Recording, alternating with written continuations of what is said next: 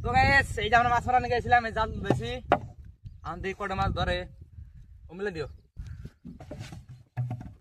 বিসমিল্লাহ বাবা, বিসমিল্লাহ কমু আমাকে যাই দি। বিসমিল্লাহর ফল ভালো মাছ ধরা দা।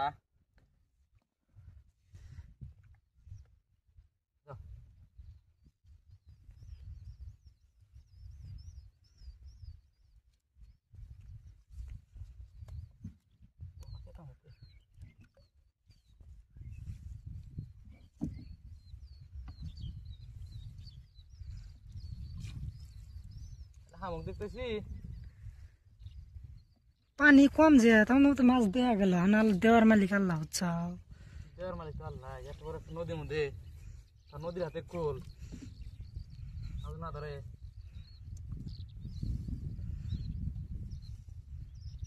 আঙ্গিরাটা হলো ব্রহ্মপুত্র নদী, আর বাংলাদেশ হলো